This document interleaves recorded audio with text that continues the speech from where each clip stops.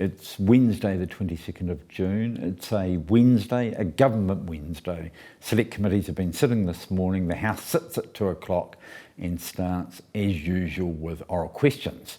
The Leader of the Opposition to the Prime Minister about the statements and actions of the government, Helen White to the Minister of Finance about the economy, Nicola Willis to the Minister of Finance about the cost of living, Nicole McKee to the Minister of Justice about being victim-centric, Dr Tracy McClellan to the Minister of Tourism about the reaction of the industry to the removal of pre-departure COVID testing, the Honourable Mark Mitchell to the Minister of Police about gangs, Arlena Williams to the Associate Minister of Health about the government supporting Māori capacity in the health sector, Andrew Bailey to the Minister of Building and Construction about GIB, Jamie Strange to the Minister for the Digital Economy about improving connectivity in regional New Zealand, Chris Bailey to the Minister of Police about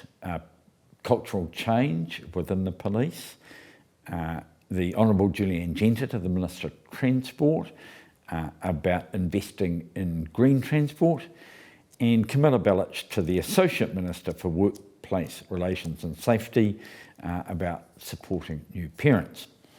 Following that, there will be a general debate, 12 5-minute speeches, any topics that members want to speak on.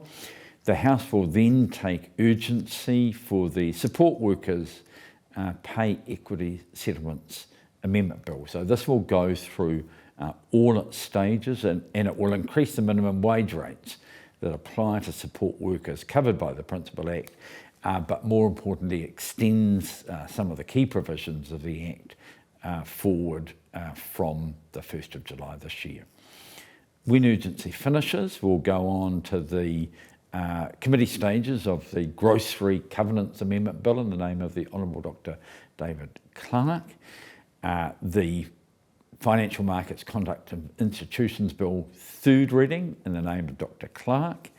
Then there will be a government notice of motion, which is currently in the name of the Honourable Chris Hipkins, but I expect will be moved by the Honourable Dr Aisha Verrill to continue the COVID-19 Public Health Response 2020.